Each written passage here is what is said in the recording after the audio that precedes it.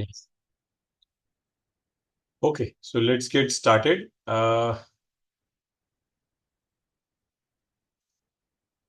Yes, are you able to see the slides? So this is a session on yoga psychology. So today's session, and like always, we'll start with our prayer. So sit comfortably. We'll do it together. If you're on a chair, let your feet be comfortably relaxed, touching the ground, your back supported.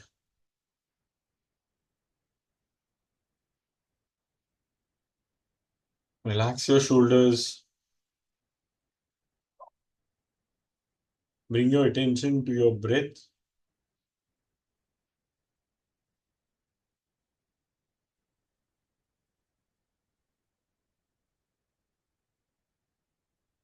We'll do it together. ॐ सहना भवतु सहनौ भुनक्तु सह वीर्यं कर्वावहै तेजस्विनावधीतमस्तु मा विद्विषावहै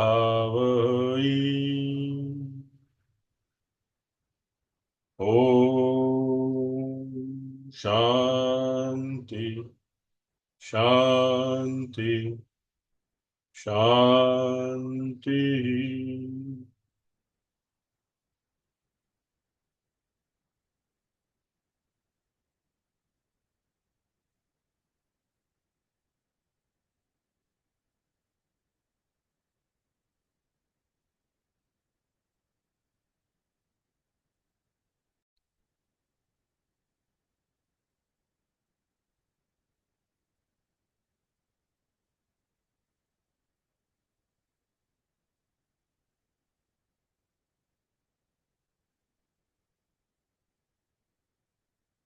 Welcome everybody. Hi Kamal. Welcome. We're just getting started. So today we'll talk about yoga psychology. So that's the topic. So we'll look at it in three parts. What are the Patanjali Yoga Sutras? So yoga psychology is described in the Yoga Sutras. So I'll try and give a quick overview of that. Then get to what is the essence of yoga psychology, like what try and do it in very short, very because it's a big topic in itself. And what are some tools of yoga psychology, right? So that's what we'll try and cover today. Okay. So let's start with Patanjali Yoga Sutras. Now, on whatever reason today, Patanjali name, when it comes in the context of yoga, we sort of, maybe most people think of Baba Ramdev, right? Because he sort of this set up this institute or ashram called Patanjali Ashram. Now, the reason he called it the Patanjali Ashram is because there is a Maharishi Patanjali who originally sort of is known as the first person who has documented these sutras of yoga, right? And in fact, he's done more than that. So this is one of his statues. This is also how he's described. So there is a lot of legend around him as an individual. So like half snake, half man. So very, very scholarly person. And he's given three valuable gifts to us. So there is yoga for the mind and it's for the mind primarily, and we'll see why that is. So yoga is primarily a tool of psychology, not how it's sort of gotten to know as. That's one of the aspects, but it's primarily for the mind. Sanskrit grammar for our speech, and Ayurveda for the body. So there is a body of there are three pieces of work that are attributed to Maharishi Patanjali. Dating wise, there is no clear date when he was.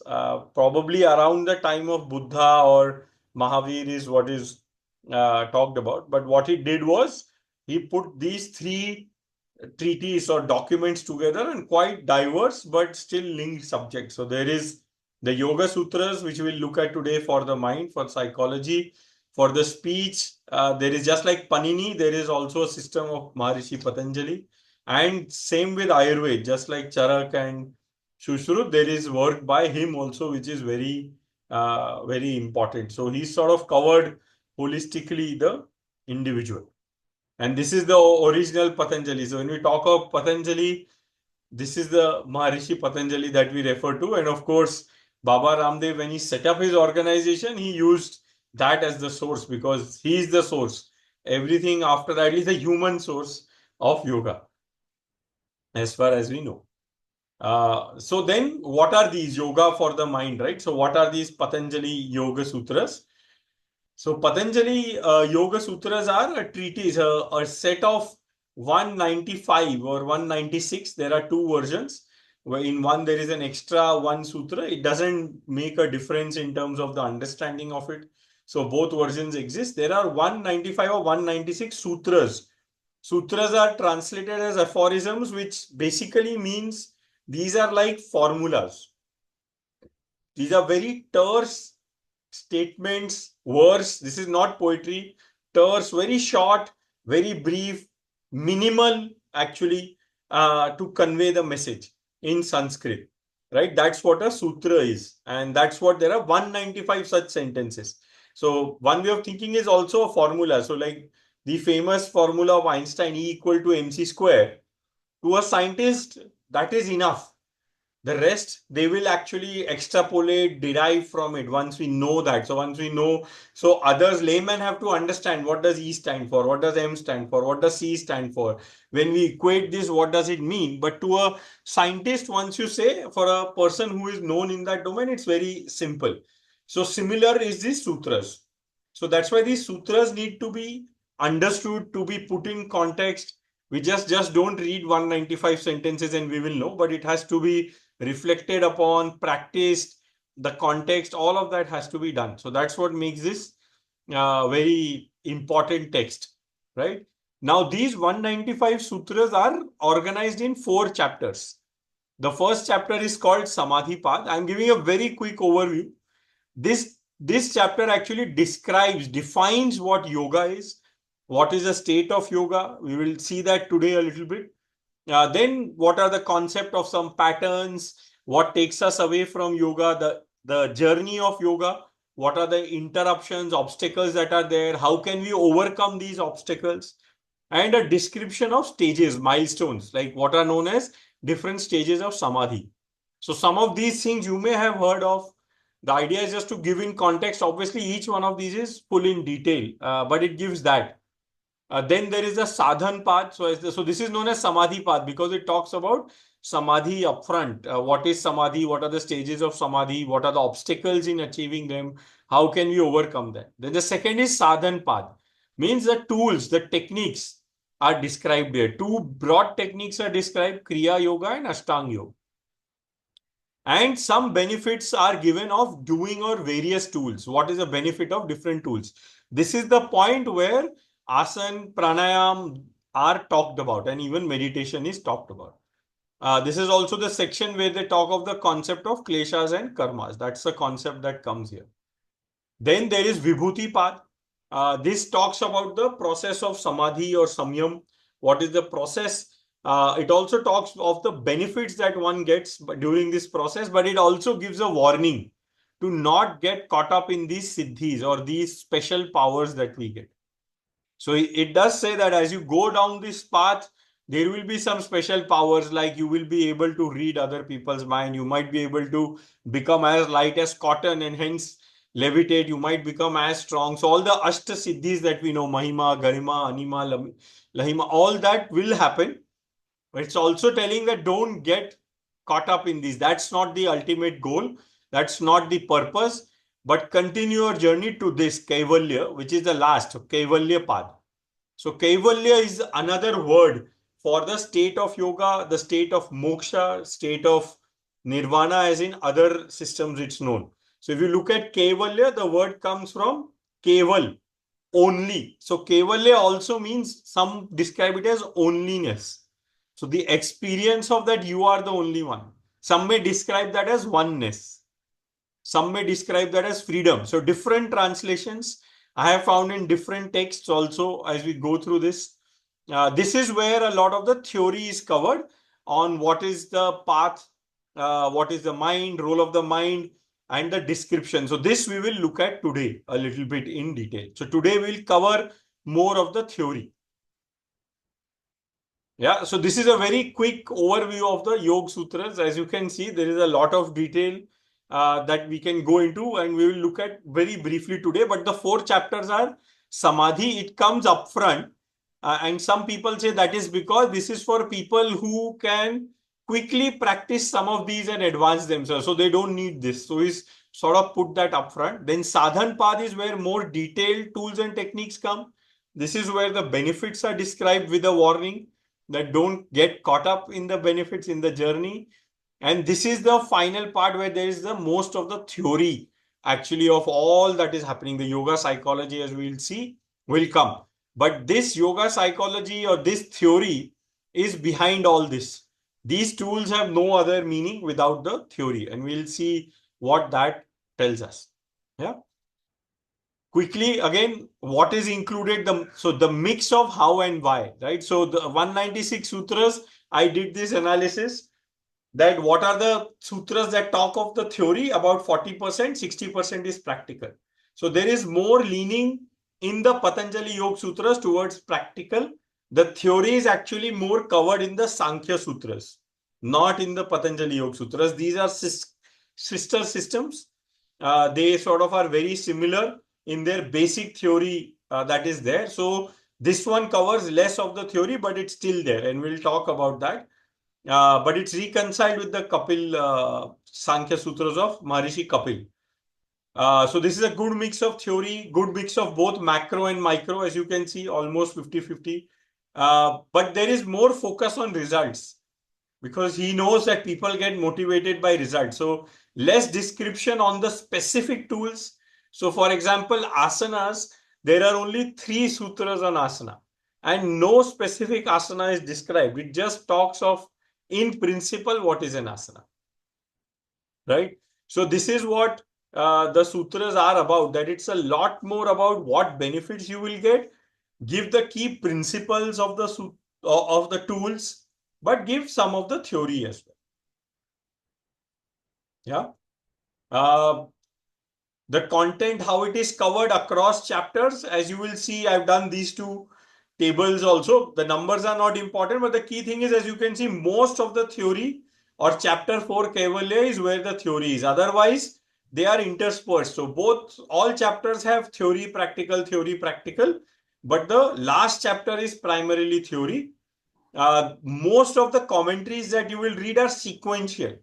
So what happens as a result is they end up focusing on the tools and the benefits, the practical side, right? So because of that, the practical side has gotten more emphasis. It got further detailed in other Hatha Yoga and Tantra texts like Hatha Yoga Pradipika, Gherand Samhita, all those texts, because this was the dominant part, the upfront part, right? The practices, of course, also became very popular because there are immediate benefits of practices, like your physical health will get better. You will start feeling better in something. You might get some special powers also, like he himself has described. So that has gotten very popular. And the theory part is being almost ignored or left out, the psychology part. Right. So we end up doing the yoga practice without necessarily knowing the purpose of it. And that what happens in most places, most yoga studios, yoga schools, everywhere. It just talks about this, the practice, right? We'll do a lot of asanas now. From 0 asanas described in Patanjali Yoga Sutra, which is the first text, today there are more than 2000 asanas recorded. And that has evolved. The second text described only 4 asanas. The next text, classical text also I'm saying, described 16 asanas, then 70. And now everyone is creating their own asanas. So we can create our own asanas if we know the principle, which is what Patanjali describes. Maharishi in his text, right? So that's why we have the chair asana now, because chair never existed before. But you can make a chair asana. You can have practices based out of that as well, right? Because you have to understand the principle that is described here. But before the principle is the why. Why all this? Why do all this practice? Why you do yoga at all? Right? And so today what I'll try and cover is actually more of the why, less of the how. How there are so many places, but I link the why and the how a little, just give a very quick overview of it.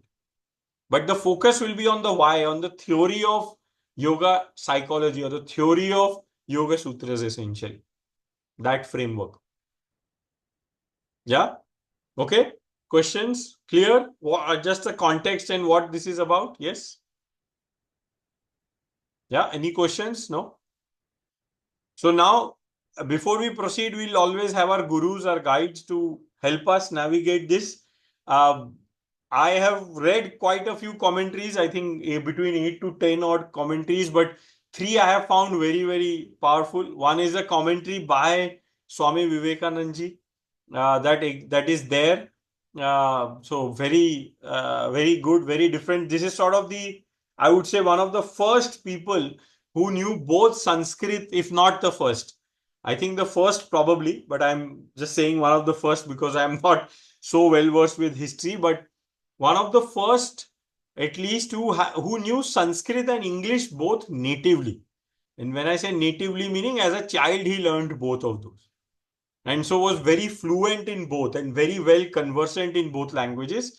So his commentary or his translation is quite fascinating. One of the first which is done by a native speaker of both. And the way he did it was as a lecture. So he just stood up, he knew the sutras by heart. He would say a sutra, translate, give a lecture on it. And that lecture is what got recorded. So that's how wonderful he is. The other is by Swami Satyanand Saraswati. As you can see, this is called 4 chapters on freedom. So for him, this state of Kaivalya Yoga is about freedom. He set up the Bihar School of Yoga. If people know about it, his literature is again amazing in this. And the third, a little bit more recent, further than Satyanand, is the Heart of Yoga. This is by Desikachar. So why these three also? This is much more modern, Desikacharya, and more contextual. Now the difference in the three, and that's important even as you go through any commentary on any text from ancient or classical text in India, is the background of the commentator. So I've written that briefly. Like Vivekananda himself practiced integrated yoga. So he practiced a combination of Gyan, Bhakti, Karam, and Raj Yoga. Patanjali Yoga Sutras fall under Raj Yoga as for him. This is the system of Raj Yoga. And his guru was a Bhakti Yoga. He was a Bhakt, Paramhans Ramakrishnaji. So his guru was a Bhakti Yogi and he himself was an integrated yoga practitioner. And that's how he's sort of, so there is an influence of Bhakti, there is an influence of Vedanta there, Gyan Yoga. Swami Satyanand Saraswati himself was a practitioner of Yog Sankhya, mostly Darshan, Yog Sankhya Darshan.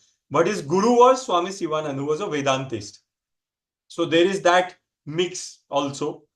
And Desikachar, his guru was his father, Krishnamacharya ji. And Krishnamacharya ji is the person who you can trace all Western, modern, or even famous yoga gurus, like even people like B.K.S. Iyengar, Pataudi, everyone in the West almost come back to Krishnamacharya ji.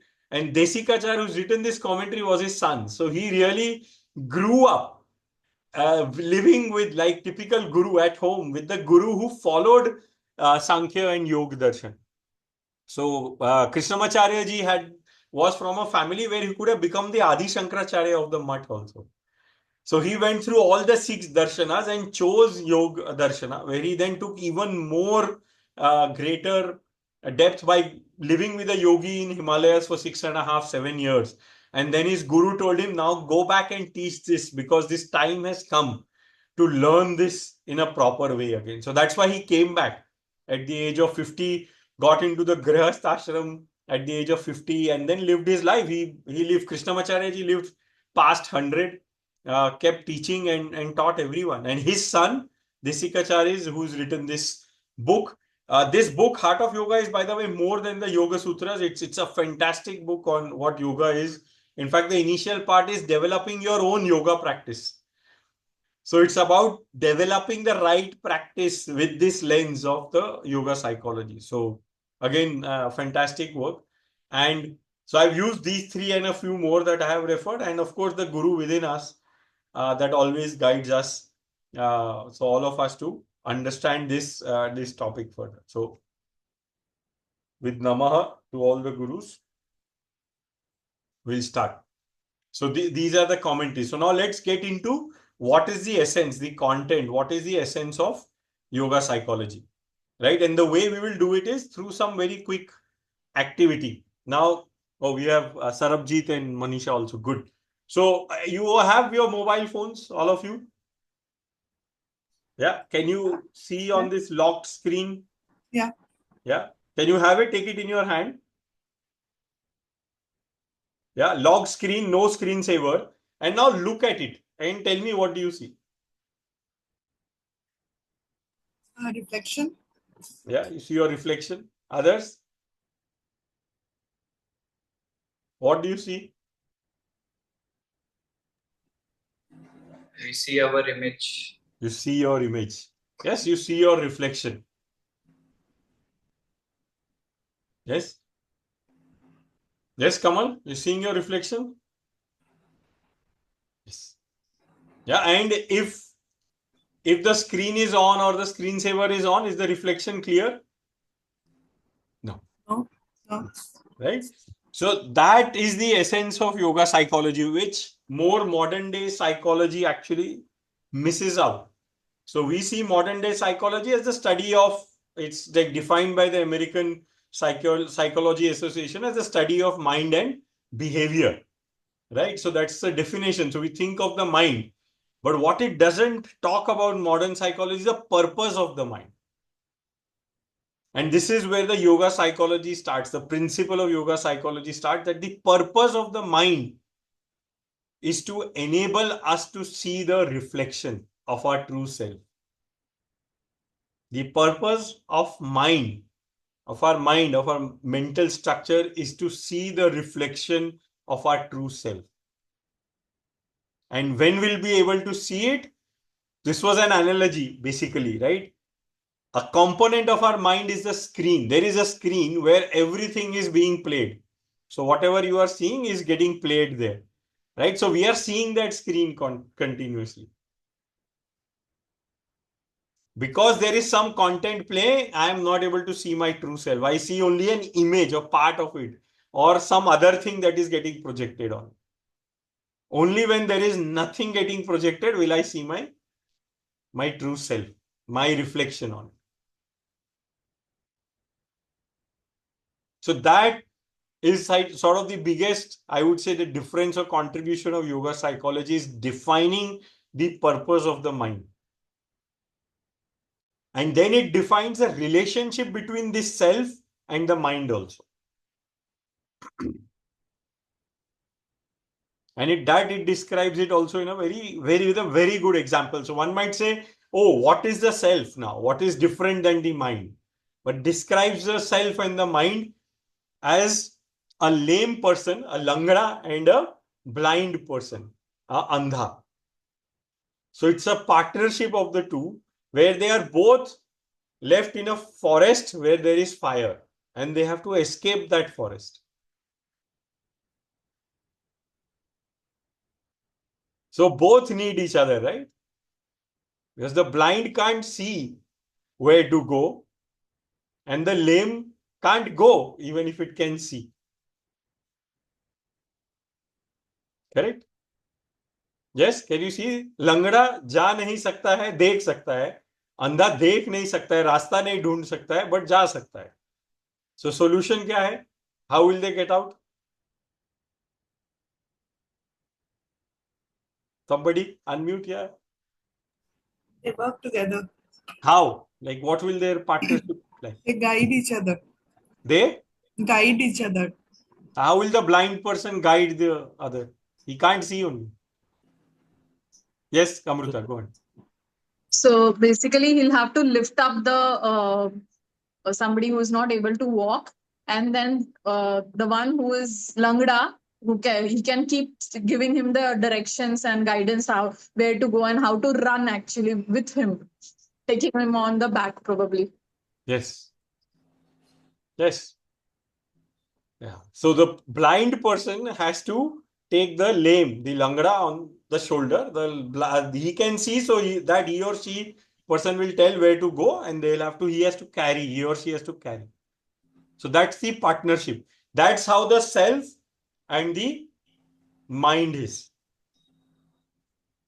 So the self is lame.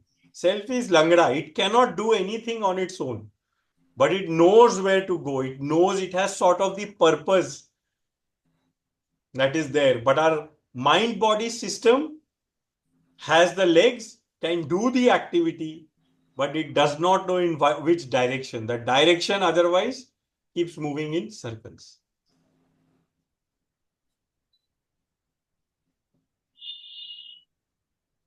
So the purpose of the mind is to get to a state where it can reflect the true self. We can find the purpose, make that partnership happen, work towards building this partnership with our self. Now, self is also, some people use consciousness, some may use soul, atma, spirit, ru, swa. The different words are used, but broadly, this is the principle or concept that is there. And it is different than the mind. So mind is a aid. So both need each other in this. In the yoga system, both need each other. Vedantic system is where the soul is bigger. So I also want to separate and differentiate between those two very clearly. So the Vedantic system is where the soul is superior to the mind and body. In this Sankhya system, the Yoga Sankhya system, the soul, the observer, the self, and the mind-body system are at par. They both need each other. That is different in this. And this is the example, the lame and the blind, that they are working together. So who's the lame and who's the blind in your example, like in the analogy that you gave us? So I said, lame is the self. The self cannot move. Self is inert. It cannot do anything to the material side. It is different than the material world. It's like a different entity which can interact with the mind. And through the mind, it interacts with the material world. The material world has legs, but it does not know where to go, what direction. It is blind. It will just move like a headless chicken in some ways.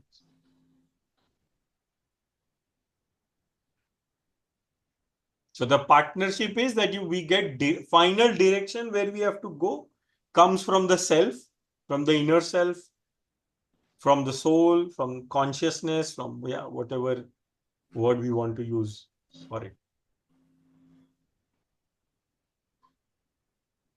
Some might call it soul purpose. That's what we get. That's the direction that the soul is providing. And the mind body is able to execute it.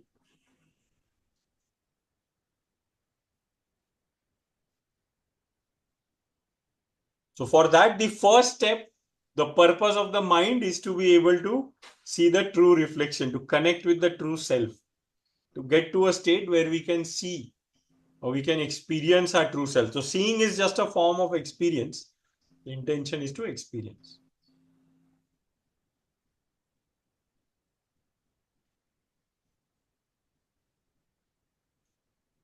How is this landing for people? Just taking a pause here, seeing is it making sense?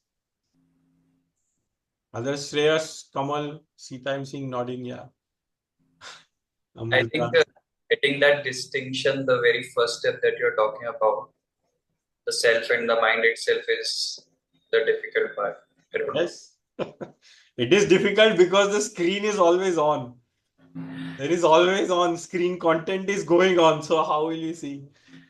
वो ध्यान से देखो तो कभी कभी दिख जाता है उसमें भी, right? When the screen is on still you can see, but you have to look more closely there. Yes.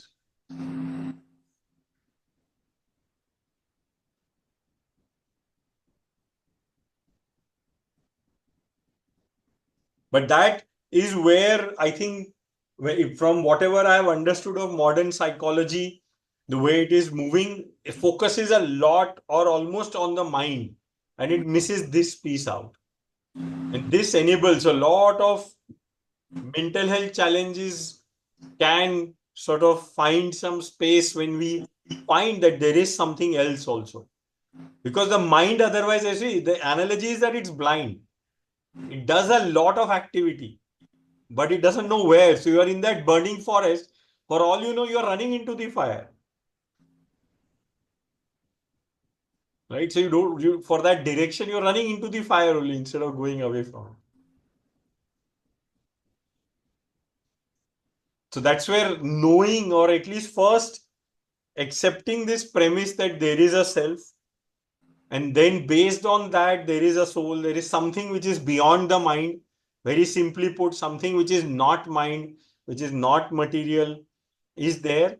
And at least keeping curiosity, keeping that openness to search for it. That is the first step. And if you are convinced there is something like that, then go to the next steps.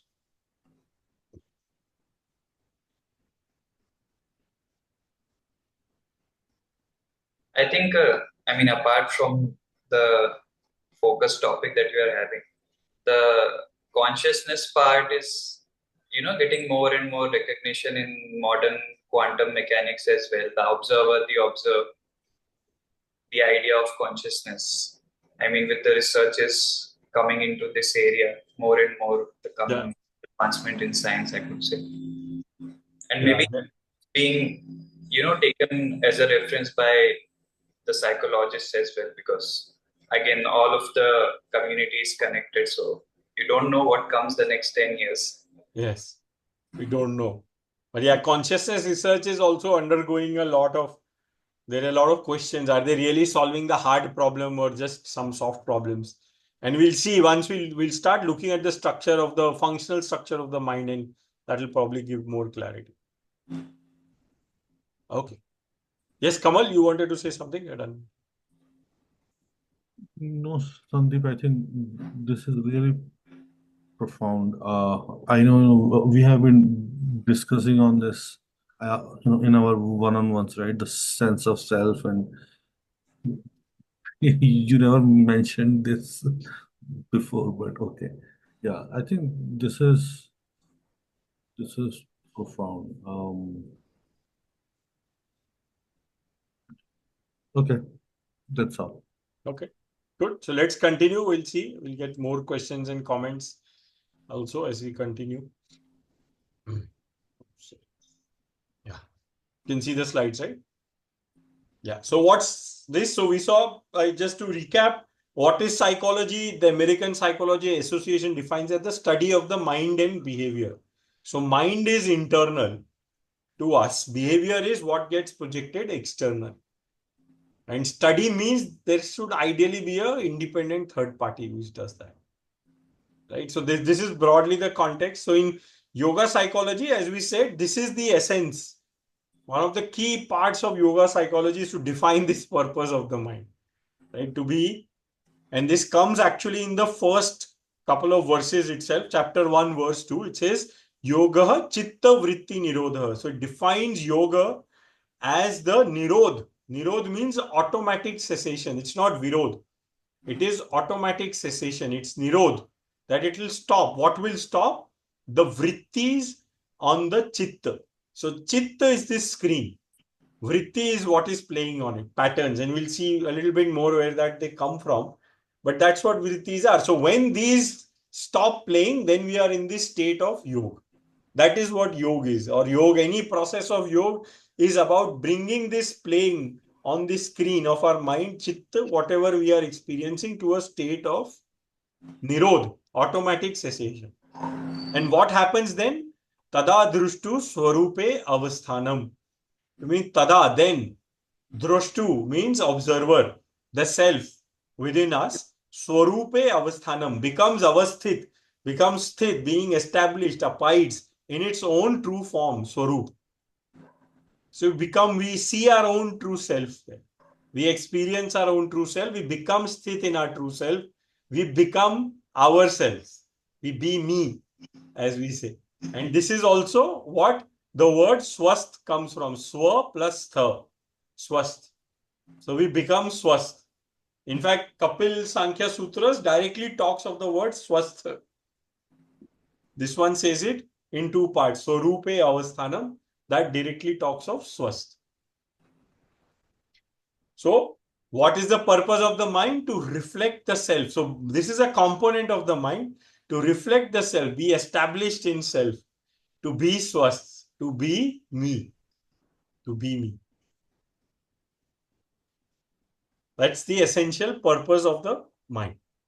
Now, that's what we've seen. Now let's see how is the structure of the mind. And when I say structure of the mind, I'm saying the functional structure of the mind. And when we say functional structure, it means the processes of the mind, the functions of the mind. We are classifying it not as a physical entity. It's not an anatomical structure like, oh, this is the brain, this is the hand, this is the leg. These are the physical components, the way we can separate. This is the functional component in how we are classifying or structuring the mind. So let's understand that. So this box that you see is what you can say as the boundary, is whatever this unit entity is. One can say the boundary of the body to start with. That's what this boundary is. Now beyond this boundary is the external world, where the behavior is seen. Right? Now within this boundary, this unit that exists, each one of us here, there is a self, there is an observer. That's a component that we talk of. There is a mind. And what else is there besides the mind? There is input organs. Right? Input organs, when I say, it means things like our eyes, ears, where we are perceiving the external world from.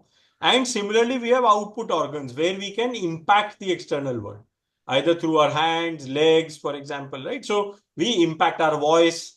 These are our output organs. Now, behind the organs are the input senses, which is the sense of actually seeing. Now, neuroscience is also saying, neuroscience separates the eye from the neuron which is conducting the message. They are two different things, right? Same with our ear. The ear is the physical organ, but behind it is the whole sensory part, the neurons that communicate and the neurons that interpret that signal. So neuroscience has confirmed this, that there are these different, similarly with output senses. My hand is the output, but what animates this hand? The hand would be useless, right? It won't move only if the neurons weren't there. My muscles would be dead. They would be functionally, they would be dysfunctional. That's why a spinal cord injury can be paralyzing, or a small injury in the brain paralyzes. The physical structure is still there. The organ is there, but the sense is not. So they are separate components, and these are outside the mind in the yogic system, right? So this is the context in which we have the mind. And there are 4 functional units of the mind. And that's what we'll try and understand, the 4 functional units, functional components, or the functions that are done by the mind, right? So the first one we have already seen is the screen. This is the closest to the self. This is the screen. It's like that, if you have seen that projectors, right? You can see it from the front, you can see it from the back, right? So that's sort of, you can imagine it that way, that this is that screen that's there in our mind. There is something happening there. Now, what's happening there? This is the first component of the mind, which we call as coordinate or coordinator. Right? What does the coordinator do? It takes in input from the external world. Correct? Passes it to the input senses, goes to the coordinator. And what does the coordinator do? One, it projects it on the screen. So the simple fact, whatever you are seeing on the screen now is happening through this process. Correct? It's just going in and you are seeing it. You are becoming aware, oh, I'm seeing this on the screen. The other thing this also does is the back loop. Okay, you have heard something, you have seen something. You might say, oh, this is interesting. Let me note it down. So that is, now you are calling your output senses, your finger, your palm, and using it to take some records, making a physical copy, right? So this is what the coordinator does. It is the single point from which both of these sort of get accumulated and then functionally execute also. So input, output with the external world. So we may also call it like the external coordinator, because its big part of its function is to coordinate with the external. Yeah? Clear? Here, this one, practically, you can sense there is something like this. Reflex actions we of course have where we don't even think. But this one, at least the command is going, and neuroscience is also confirming this now, that there is all the nerves, for example, which go even to the tip of our finger, tip of our toes, they pass through a common point, and all the commands are going through that. There are no independent commands. Everything, if I have to voluntarily move my hand, then the command has to follow that path only. It's not a random path. It's not coming from anywhere else. Okay. So that's one of the functional units. Clear? Any questions on this? Sorry. No? Okay. Then what the second part, which we are again quite familiar with, the learn and store, right? This is the other function we do with our mind. We learn, we see something, we have done it once before, we learn sports, we learn music, we learn arts, we learn concepts like you are learning today. And what is useful, you decide to store. Right? So we can store. So mind has this function of to learn and to store. Right? Again, a lot of work in neuroscience is happening on this as well. So a lot of this is in the neuroscience world. So learn and store. That's the second function. Now, what does learn and store do? That also plays back to the screen, right? When we recall our memories, when we think of something, when we even imagine something, we are actually tapping into this part. What is stored? Sometimes our memories get mixed up and we imagine something. We have seen a bird, we have seen a human being, and we see a composite where the head of the bird and body of the human, or we see a fish and a human merge, right? So that is imagination from parts of storage getting retrieved. So this is another function of the mind. Yes, clear? The last piece, function of the, yes, sir. One thing, so that means it is interconnected, right? Because what I feel is like even our memories, like our old memories, they tend to like morph based on our experiences, you know, to some extent. Like for instance,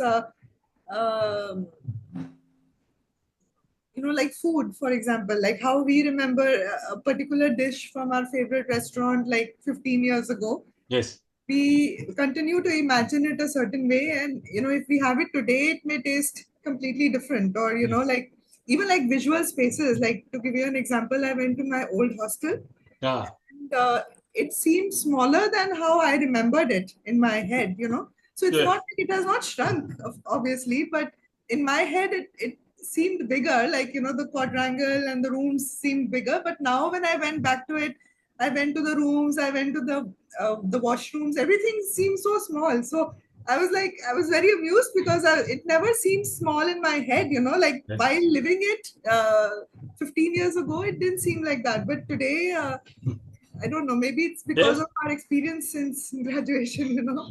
No. And I think that's true. And that's where 20 years this ago. other component does come in, which is the fourth one, plays a role, which is this linkage, like you said, right? So this is the discernment, like the ability to make sense, make meaning out of it.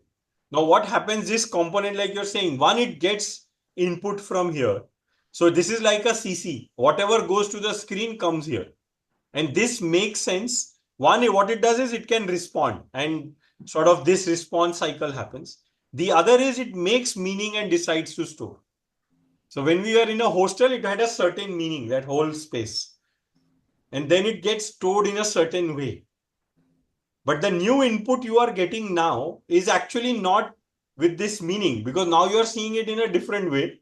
And then when this meaning, this learn and store also gives back this feedback, the copy back to discernment, there is dissonance. They are not matching, because what you are experiencing now through this system and what you are getting from here, they are different.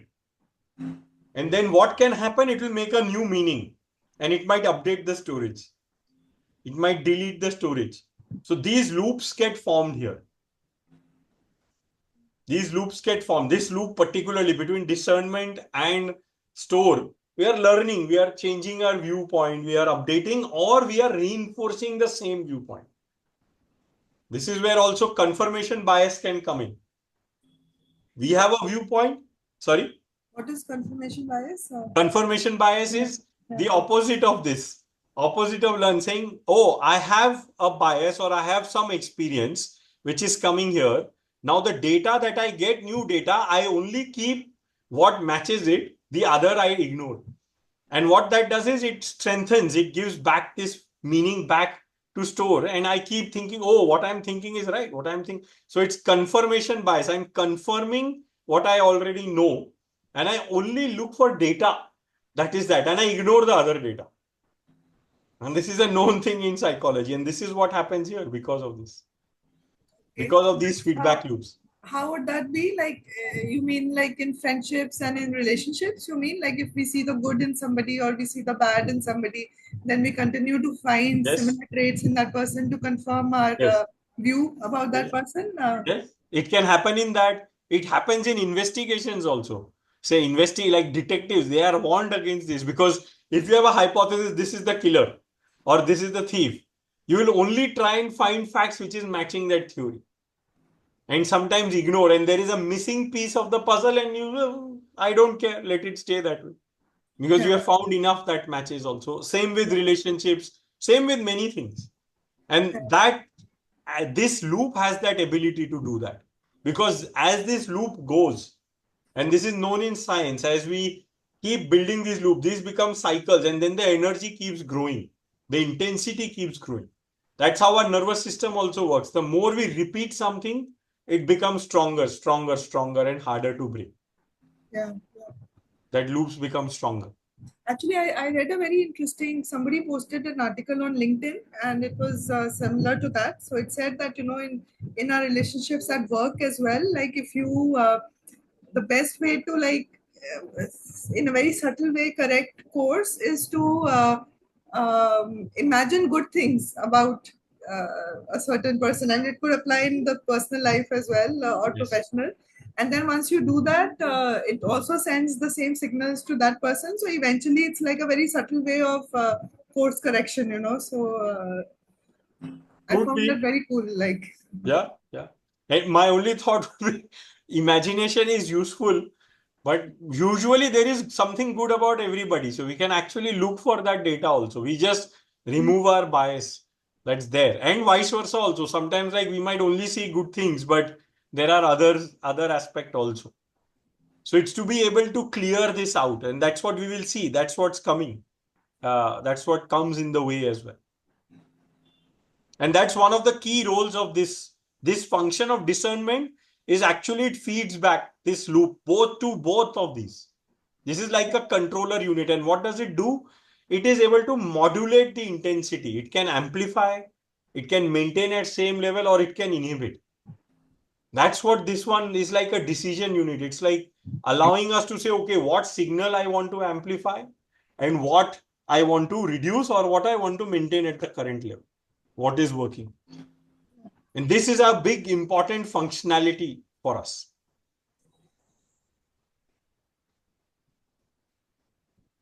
So isn't this the intellect part, you could say, Sandeep? Yes, this is known as buddhi or intellect also. So people who are But familiar with the Yoga Sutra terminology, this is man, this is buddhi, this is ahankar, this is chitta in Sanskrit. And this is the drushtu. And these 4 words of Sanskrit may mean different in the Vedantic system. That's why it's important. Sanskrit words have their meaning in the context only. And this is not just Sanskrit, English, scientific language has the same issues. When I read a physics journal, a word means something, and when I read it in a chemistry journal, it means something else. And I have seen this now. So this is continuous everywhere with people who are doing science. They tend to make their own meaning of words as well. So now the important thing to see is, do you see any other function your mind is playing besides these 4? I think that itself is a very powerful message from yoga, right? This is a big contribution of yoga psychology. I feel that saying that these are broadly the 4 kinds of functions that your mind is playing. This is the mind. And this is the function. So if I ask you, where is the mind? How will you answer? Here. Sarabjit says here. Any other answer? I can see people know it's a trick question, so they are not saying here. I mean, that's what I would usually say. Of course, I know the answer is deeper, but like mind is usually dimag. Like we say, कि dimag hai ya nahi hai. Ah, So I think the dimag mind is is just everywhere because sorry? the mind can take you to any place, so it's everywhere it could be, right? It could be. But your mind? So Yeah, but if we define my mind, then there is my and mind. So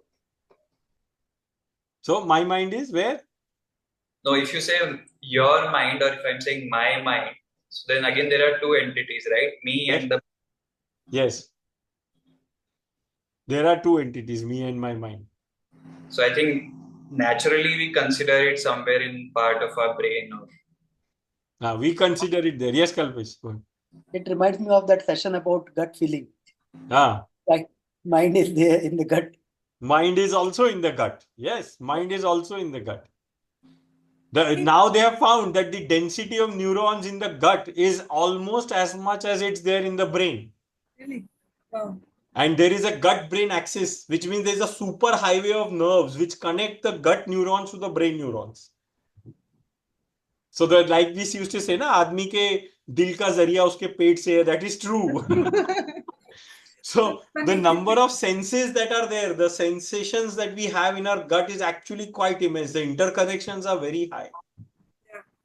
So there is definitely some of these functions are happening definitely in the gut now. They know that. It is happening in the gut. Memory. Where do we store memory? Where is memory stored? In the brain. In the brain, for sure. Yeah, but modern science is telling us it's stored in every part of our body. Every neural connection that's there in our spinal cord, in our hand, there is memory. In our muscles, in our fascia, there is probably memory. That's the whole work of somatic experiencing, trauma. That trauma is just not, it's everywhere. That memory of events, incidents stay in different parts of our body. So that's why I gave this answer earlier only, this boundary, this whole body. So one way to see it actually is that mind and body are not separate. Body is the physical, the structural side, and mind is the functional aspect. Every cell has a mind. Every cell has a mind. It has such deep intelligence, right? Every cell knows what it should take in. It knows I have to take glucose in. It knows I have to release out these excretions. There is intelligence there. There is discernment there. There is coordination there. So there is intelligence everywhere. So this is not in one place in our body. This mind actually exists across. It's some aspects, like Kamal often says, like screen and all, I think might be like a emergent property of the entire system. And what do we mean by an emergent property? A classic example used is like if we take each molecule of H2O, right, separately, then it's not wet, right? Only when we take enough H2O together, then this property of wetness comes, viscosity comes, right? Those concepts, those properties only emerge when a collection of things happen. That's like an emergent property. So a new property emerges when we bring things together. Similarly, when this complexity of cells come together, a mind emerges.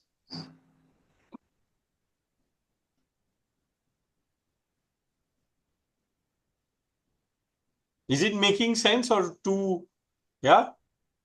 Yes, Amrita, go ahead.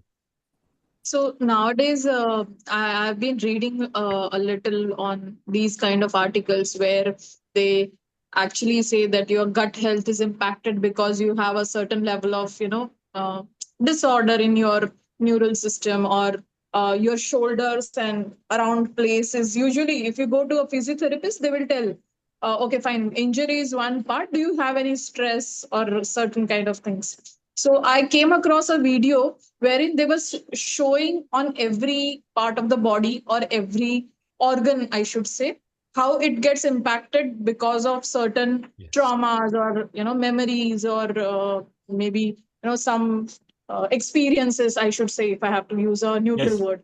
Yes. So it was a very interesting video, and I can relate to what you're saying now.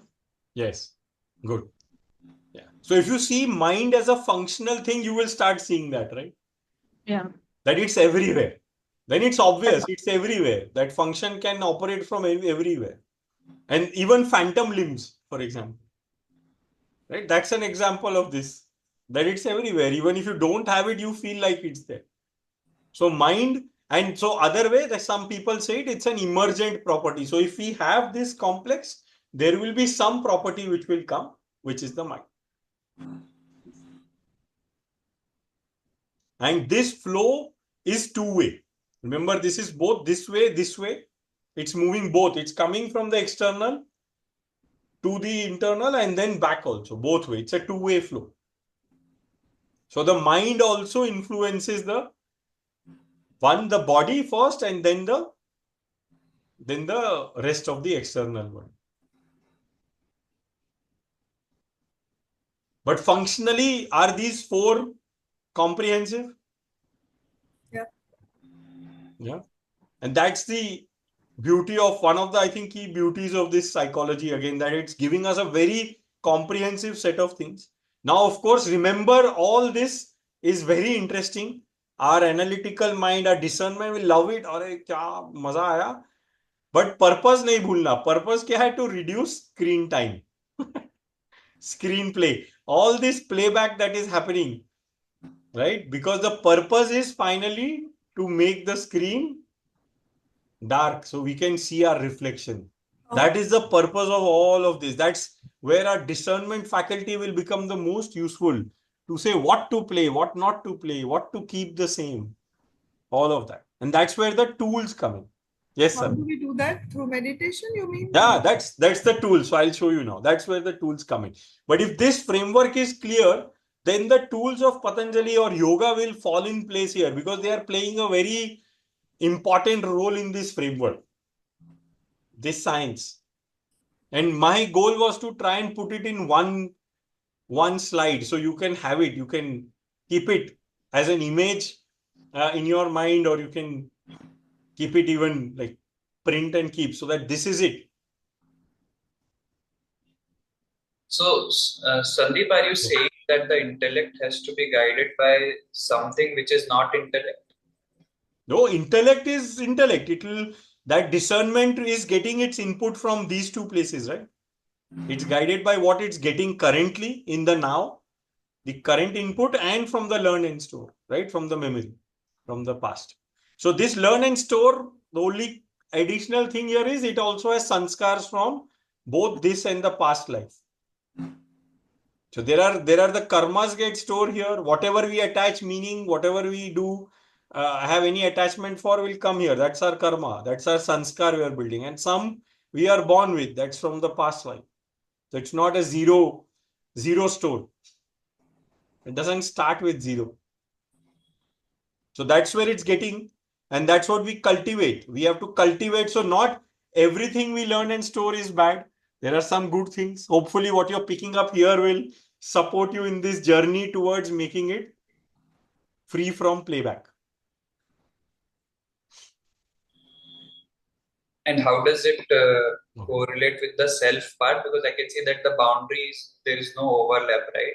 So this interaction is there, right? So this is where the self will see. Sorry, what screen are you seeing? This only, right? So this one, that's the interaction is through this screen largely is what it is saying. So once we have a more, we will start seeing ourselves. We'll start experiencing ourselves, our true self, more and more. And that's where some tools will also come in. Maybe once I get to tools now, I'm seeing more questions are there. So let's see some of the tools. And tools, as I said, I'll do a quick overview so you know what kinds of tools or levers are there. Then you can see. This is the summary. I think we have discussed all of this. Yeah. I'll share these slides anyways. So, Sandeep, I would say that there should be a two-way from the screen also, or no? No. Two-way from the screen happens indirectly.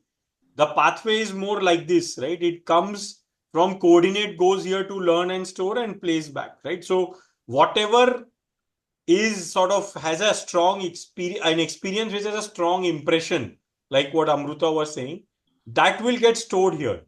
And then that gets played back. That's like the loop there. So the loop is more this way, because a copy is going here. All right. Yeah, in that way, yes, there is a loop, but I don't think it's direct. Thanks. Receives information from the, okay. Yeah. So I'll share this. I think we've covered all these points. Yeah, the important thing is this, right? Things played on the screen for which I develop attachment or make meaning get stored. And then when I get attached to results, I am the doer, they get stored. So this is where we are increasing our storage. And the implication of increasing the storage is more playback, right? It'll keep playing more. That's what it means. Because from the store, there is an autoplay. It's like YouTube, right? You've set the autoplay on. Ek video khatam hua, agla chalu ho jayega. So your screen doesn't remain empty.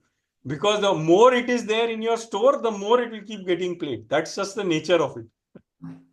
It's an autoplay. That is a feature or whatever, bug or whatever. It is how it is. It is that way. It's how it is. Yeah.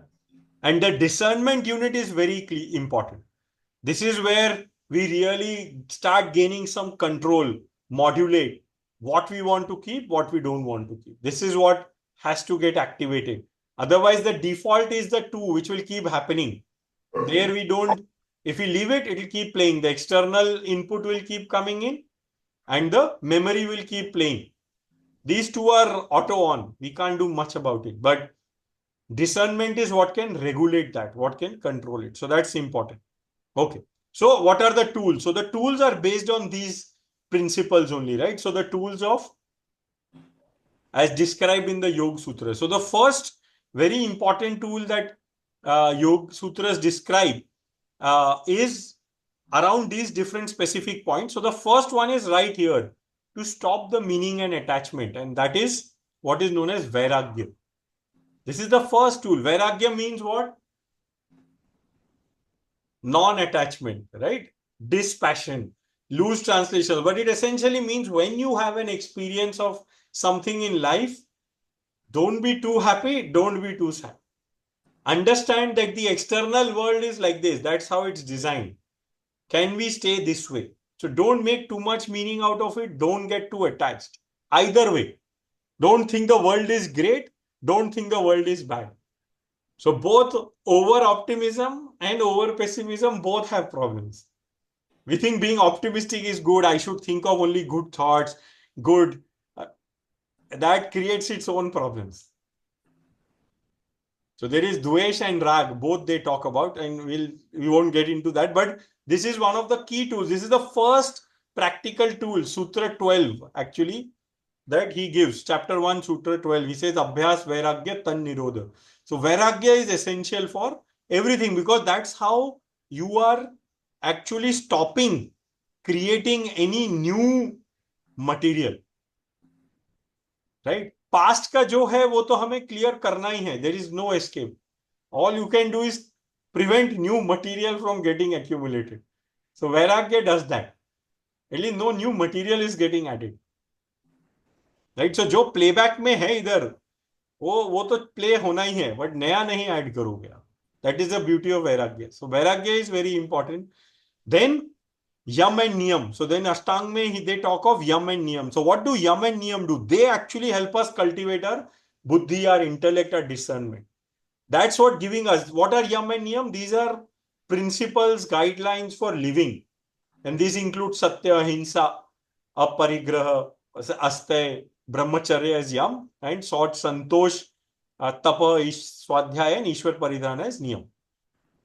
So these are 10 guidelines.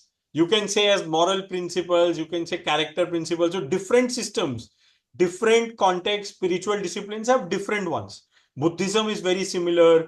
Jainism is very similar to these. Christianity, every system has these. Like what is the code of conduct? And that helps you. When you say, I want to anchor myself in Satya or Ahimsa, non-violent communication, all of those tools are which fall in this. and it's helping you develop what to enhance, what to stop. This discernment starts coming, right? Those are some of the tools. Then what the other popular tool is what? Asana. Right? Ashtang Yoga is actually Yam, Niyam, Asan, Pranayam, Pratyahar, Dharana, Dhyan, Samadhi. So we'll go one by one after Yam, Niyam. So what does Asana do? Asana is actually built for these, the input and output organs. They are building strength, accuracy there. So it allows me to say, okay, if I want to do something in the world, will I be able to do it? Will I, my body have the strength? Will my body have the agility to do it? Physically, will my organs be able to execute, or will my organs be able to perceive the right world in the right way? If I'm taking a picture, my camera lens is scratched, then my image will be bad only. Na? So if my eyes are not seeing clearly, I can't hear clearly, my touch perception is off, then I won't do well. So asanas are essentially about cultivating these organs. They also influence the senses, but a big part is around the organs. And then the next is pranayam. So pranayam is to cultivate this link, the link and the senses, the sensory part, how that information flow happens.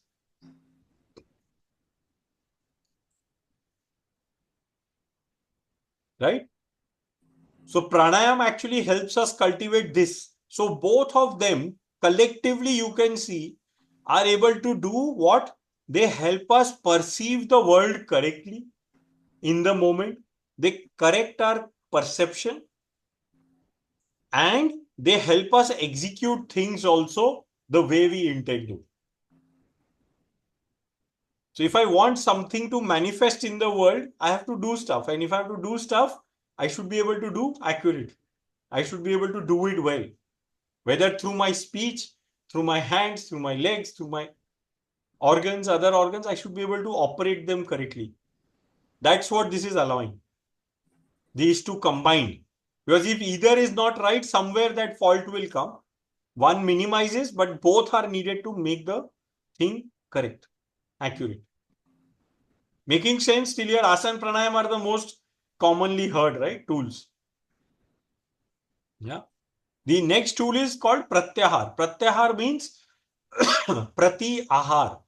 Ahar is consumption. Prati is opposite. So pratyahar means stop the consumption. Reduce this input. Contain this input which is coming from the external world. So it will allow you to be more introspective. That's what pratyahar tools does. So you are sensing more internally than externally. That is a tool of pratyahar. So it's reducing the noise. So you can see if this stops, less will play back here. Right? So your screen, sort of screen content or screen time won't change, but screen content will change. So limit social media, for example. Yes, totally. Social media, other media, TV, anything. You sitting in nature looking at static thing is a different kind of input. So you're tuning that, or you can just sit by yourself, close your eyes, reducing that total time. That is pratyahar. And then the other one which you asked, meditation, right? So meditation, what is commonly in Yoga Sutra known as samyam, operates here at this point. That's known as samyam. So what is it doing? It is reducing this projection to the screen. How it does?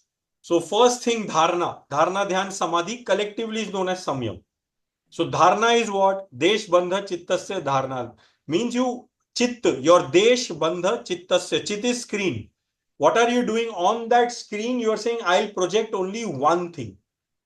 I'll only focus my entire attention on one thing. It can be an image, it can be a sound, it can be a mantra, it can be whatever, but one thing. So effectively, what have you done? You have like put a screensaver, a fixed thing. Now, if there is a fixed thing, there is some chance you will start seeing the cell. Some reflection will come at a certain angle. You will notice that. But if it's a dynamic screen, it's constantly changing. There is no hope. Right? So even like water, if the water is still, you will see some reflection. Right? If the water is still, you will see some reflection. If there's turbulent water, you will not see anything. So that is what meditation is meant to do. It's stopping this playback. The input will keep coming. Sounds are happening, whatever is happening will keep happening, but you will not play it on the screen. Means you will not give it attention. You will not give it time there. You will just say, I am saying, keep your attention on this word, keep your attention on this image, whatever you choose. So that is what meditation does. It cuts off these. So each tool has a very, very clear purpose in the Yoga Sutras on why it is there. Yeah. And in addition to this, one more tool it says, and which is, I think, what Shreyas was asking. What is the link between this, the mind and the observer, the self? How do you cultivate that? So Yoga Sutra says that is Ishwar Pranidhana. So it gives Ishwar Pranidhana as a tool. In fact, in the first chapter, as a direct path, it says just do Ishwar Pranidhana. So you are short-circuiting the whole right side process in some ways. You are saying, I'll do the direct connection between this. And Yoga Sutra describes Ishwar not as some God, controlling God, punishing God. No, it describes Ishwar as an Adi Guru. It says it's a Guru, it's the first Guru. Ishwar is the first Guru, which has always been there. And Pranidhan is in some form to remember, to accept that there is some superiority. So I surrender to that and operate in operation with that. That is Ishwar Pranidhan. One way of looking at it. And the way it suggests is Om Jap. It just says do Om Jap and that will build this connection. That's the method Patanjali Yoga Sutra suggests.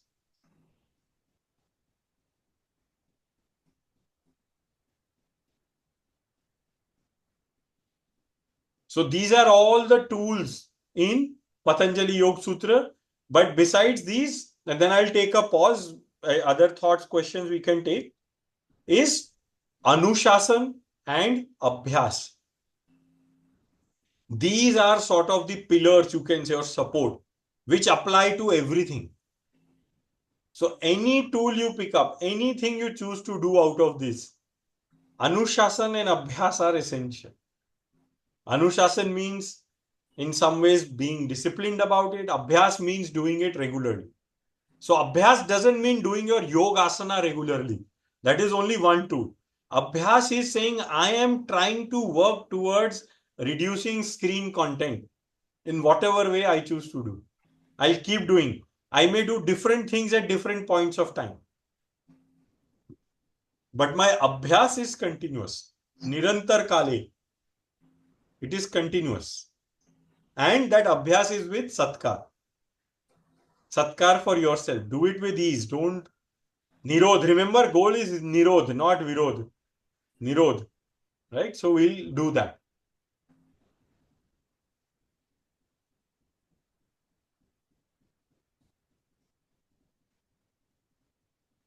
Okay? So this is all the tools. One last point I want to highlight before I open it up fully is that there are, see, some tools are inhibitory and some are amplifying. So there are red and green, minus and. So some tools are stopping, preventing some things, and some tools are enhancing some things. And that combination is required in this journey to get to this state. Remember, the purpose of yoga psychology, purpose of psychology is to quieten the mind, to get to this state of chitta vritti nirodha, to reduce this screen content so we can see our true self and be our true self, live our purpose, live our full potential. That's what this is allowing us to do. That's why we are working. Yes, we will have physical health, we'll get mental health, we'll look better, we will think better, we will be sharper, more focused, we'll achieve some success, material and spiritual, we'll get some special powers. All that will happen. But the purpose of doing all this is to live our purpose, is to fulfill what we are here to do in service to the larger ecosystem that we are part of.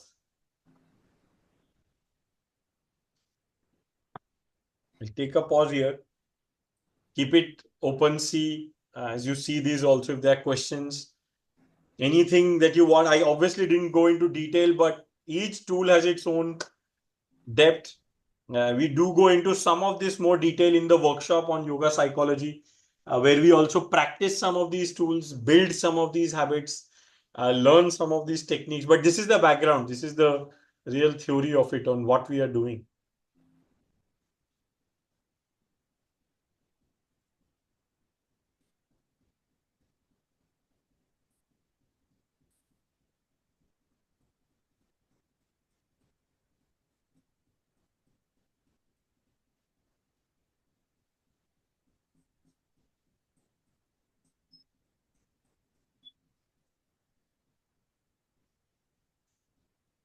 Yeah, questions, comments. How is this sitting with people?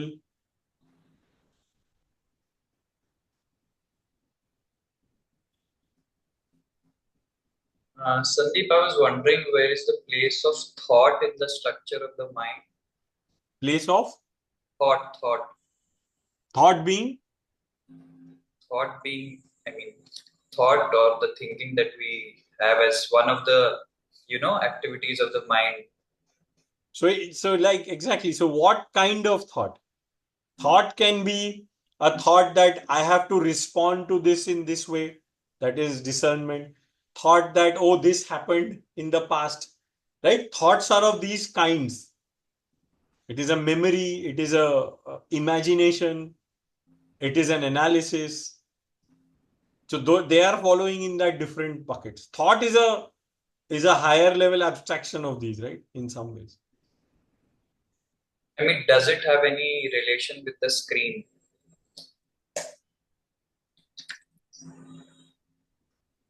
No, screen is just the place to play it. The thoughts are in these, the coordination, the discernment or memory. It depends on the kind of thought. And the screen is not directly reflecting back, but the loops are there, right? Like I think even what Kamal was asking. There is a loop from the screen also in some ways, right? When it goes to the memory, that's where the loop is forming. But it's not directly with the chitta. Because if it's with the chitta, then we may not be able to do anything about it. I mean, like in a dream, doesn't thought or the memory play that part to project your Yes. storage? Correct. So dreams are built from the storehouse. So it's in the dream. Yes, correct. Absolutely. We are projecting on the screen what is there in our store.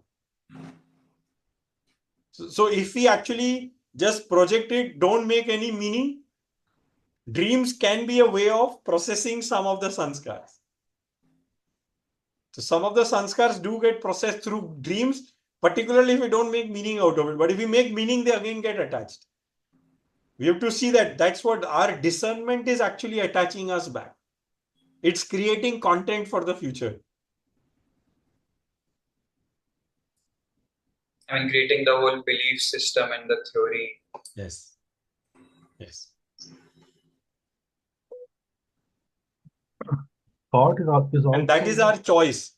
That's the beauty of that is that is our choice. Discernment is our choice.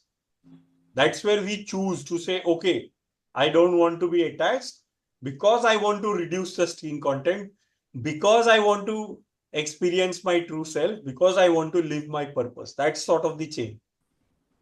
Does it also talk about the subconscious anywhere? I mean, the Yoga Sutra? Not directly, but this is the subconscious, basically, right? What is there in the store is the subconscious. So even everything is the subconscious. The sanskars is the subconscious. So, for example, Carl Jung, who came up with all this subconscious, conscious, he got his inspiration from this psychology. He visited, it's documented. He's visited the Ramakrishna Mutt in Belapur. He's read these texts. And he's openly admitted it also.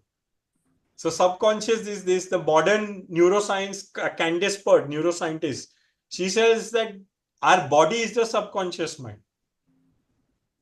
So, all that is stored in the body is the subconscious mind. The conscious mind is here, but the subconscious mind is across the body. So that's feeding it from the storehouse. So a lot of the memory storage actually is in the rest of the body, less in the brain. Yeah, makes sense? A Yes, good yes, question, because we need to correlate these concepts. Because we hear otherwise, yeah. Yes, come on. when you talk about maintaining that control, that it has to be that intellect has to decide what should be played, what loop. I mean, the loop has to be controlled. But then if you talk about the subconscious, there are things again which are not actively controlled, right? There are reactions going on which are not Yes. actively controlled by the conscious. Yes. Those are known as vrittis, patterns. And that's what we work in the workshop on completely. Those are the hardest, right? So this Correct. is the framework. The practicality of it is, yeah, vairagya. How do we cultivate vairagya? Vairagya is essential. How do we cultivate vairagya? And that's the practical side of it, which is what we do in the workshop. That's coming up. I think November we are doing the workshop. That will be over 5 weeks, 4 weeks, 5 sessions. Yeah. Like I said, the tools are, yeah, they're, even the asanas do that, by the way. So if we do asanas in a way which is slow, with slow movement, they actually release a lot of these storages, which are there in the rest of the body. So they release that as well. Pranayam will do that as well.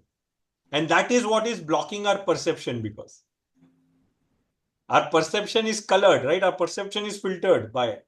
And that is because of these patterns that are there, the reactions that are there. So I see a guy with a beard, I think a long beard, I think he's a god man or he's a terrorist, right? So different biases. I used to have that. When I had this long beard, everyone who met me, I have been called everything from one range to the other. The first reaction I would say, I am the same me. It's what you are seeing. Right? So the perception gets based on us, and that's what both asana and pranayam, they actually clear that out. So we are perceiving the moment at least the way it is, not with any past baggage, as much as we can. So, Sandeep, Yes. where is perception in this? Perception will happen in that discernment where we perceive and then respond, right? The choice of, yeah, that's this. Perception is form of a discernment, right? It's form of saying what it is, good or bad, this or that, right? So that's where perception is that. Perception is subjective. It's not an objective thing.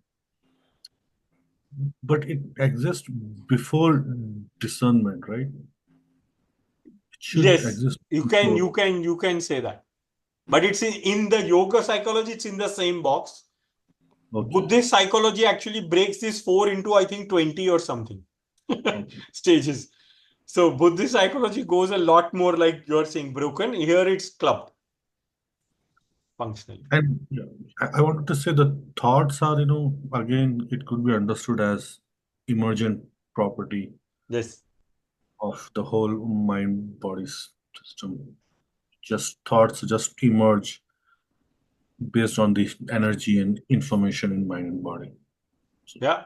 Some people would say the conscious mind is a stream of thoughts only. So, like, what is the mind? It is a stream of thoughts. It's what thoughts? These are the different kinds of thoughts based on the application or the function of that thought. That's what this is further classifying it. But that thought is an emergent thing. It's emerging from that. Yes. Yeah. And Dan Siegel, right?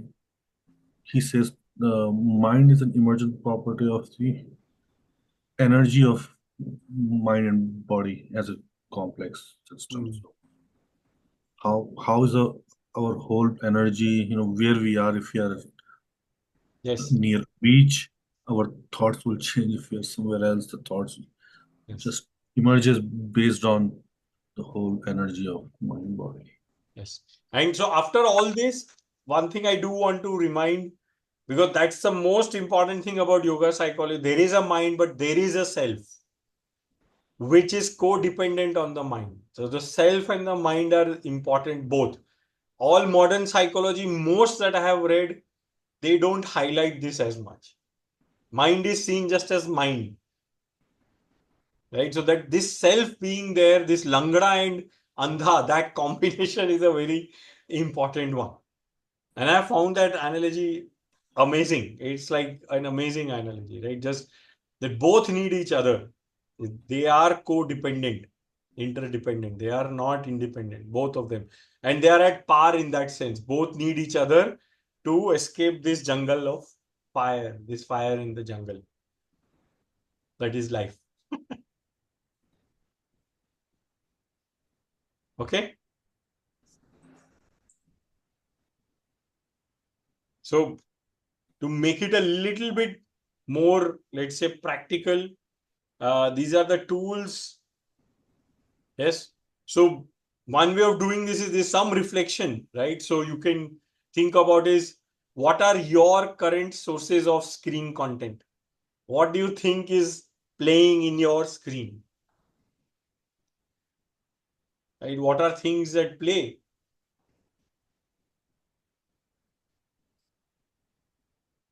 It is not to be shared. This is for yourself. And you can then say what enhancing tool, right? We saw Yam, Niyam, Asan, Pranayam, Ishwar, Pranidhan. Which of these can you pick to apply to reduce some of this screen content? Yam Niyam is to actually say, remember that discernment. How do you cultivate that? What are those principles that you can choose? Asana, pranayam is about how do you improve the perception of the world. Sometimes it feels so unsafe, right? When the world is not that unsafe. So how do we do that? And vice versa.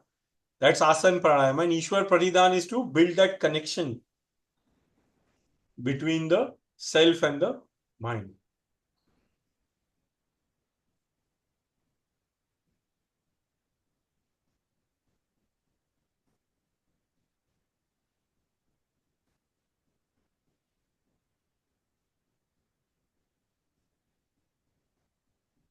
Are you able to choose for yourself something?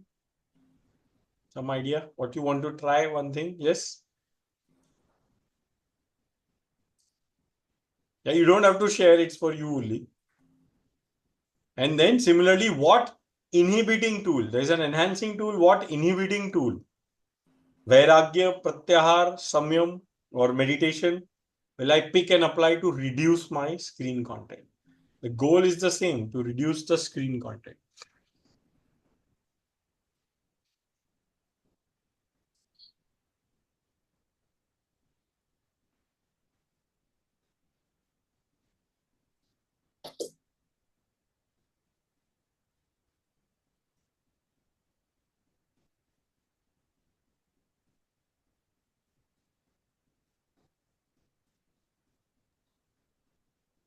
So, Sandeep, again, the screen content is what we are seeing or observing, right? Like what Yes. is in front of us, right? That's what it is, right? It's not because if I'm it, I feel it's very close to that observer and self, but that is not the idea here, right? You feel very close to the The self. ha. So, Oh, that's good. That's yeah, that's there. You are able to feel that because your screen content has gone down. okay. You're not playing back, and that's good. That is what will happen. You'll feel close to the self, to the observer. That's what we have been practicing. That's why you're Right. not seeing. But things like past memories coming up, that is screen content. So Okay. it's not just what we are seeing now, it's imagination also. That's also screen content based on the past. All that is Screen content is all the thoughts, all the experiences, thought. and what you're seeing in front of you. Yes.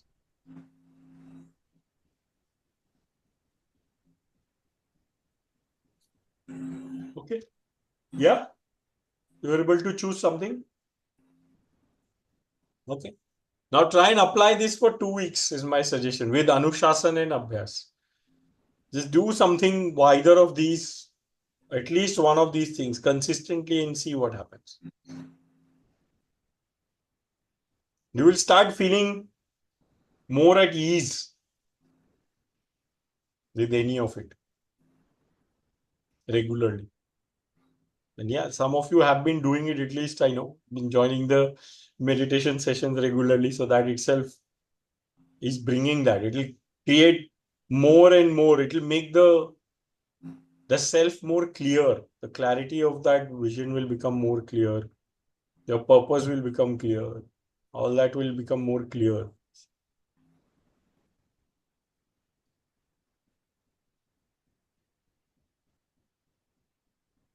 Okay. So I'll be there if there are more questions. But before we close, I thought I'll just highlight this yoga psychology workshop that's coming up. It's to reduce your, like, as I said, the calmness, to bring that, to break free from the patterns.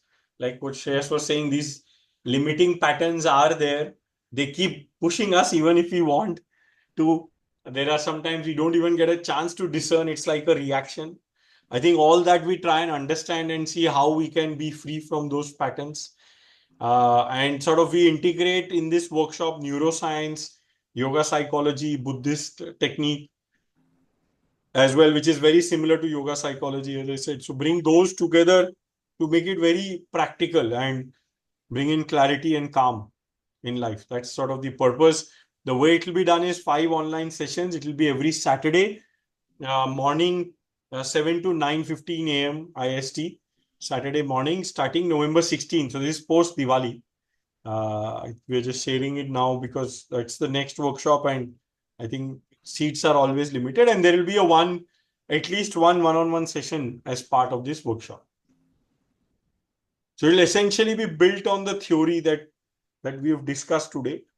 We'll cover a little bit of this, but there the focus will move to the how, and how things are happening, how to make it happen, and get into sort of working with these patterns so we can cultivate some of these tools. We won't do asana pranayam, but focus will be a lot on, I think, vairagya, largely on that in this one.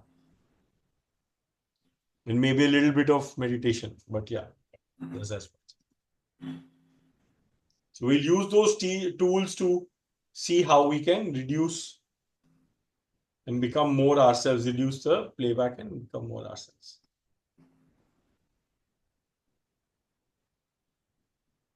Okay, good. So we'll close with our prayer. I am around if there are more questions. So sit comfortably. You're on a chair, let your feet be on the ground, your back supported.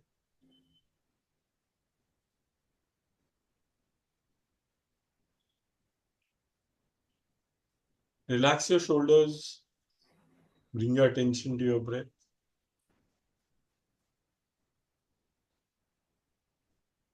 We'll do it together. Om Sarve Bhavantu Sukhinah. Sarve Santu Niramaya. Sarve Bhadrani Pashyantu.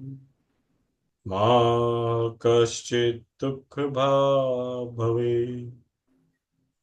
Om Shanti Shanti Shanti.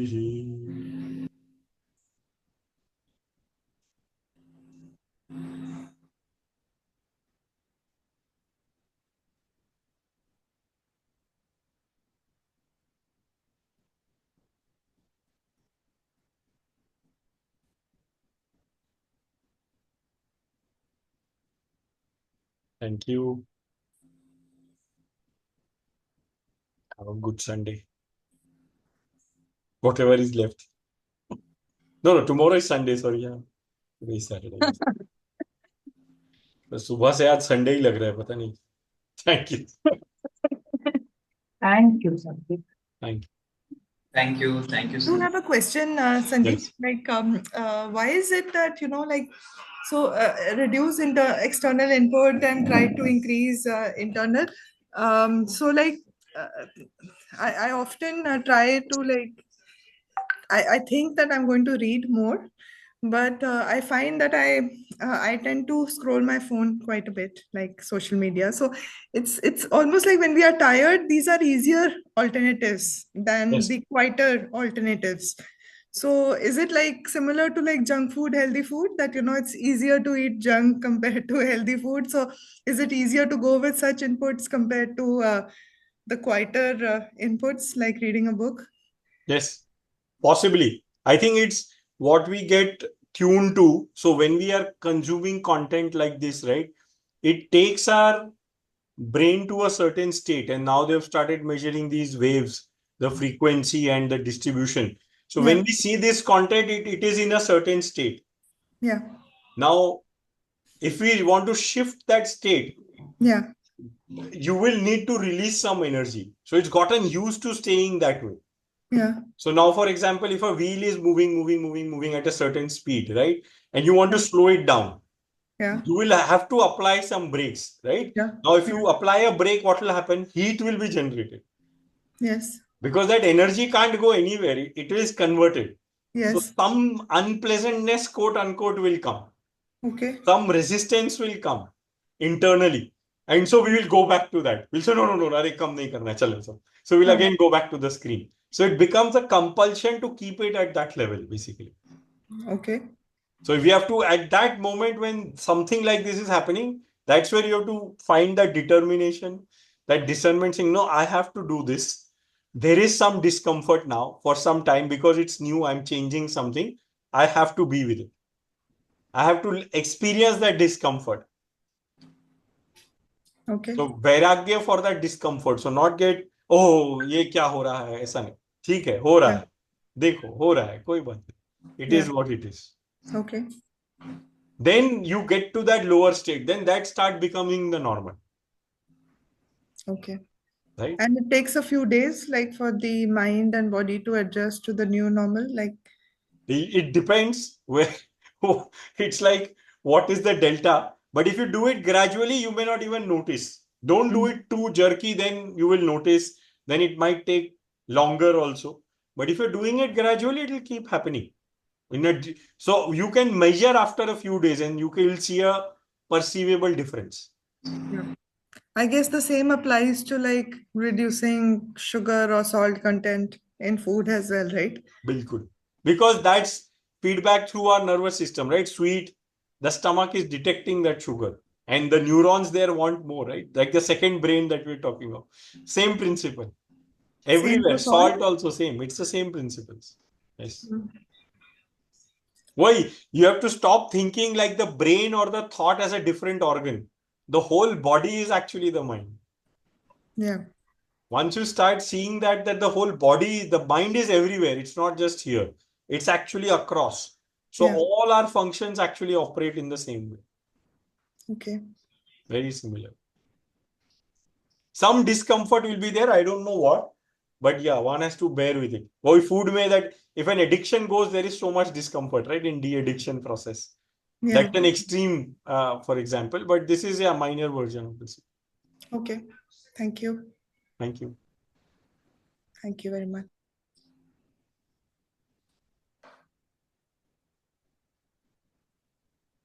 Thanks, Sandeep. Thank you. Bye-bye. Thank you, Sandeep. Bye. Thank you. Bye-bye. Bye. Bye.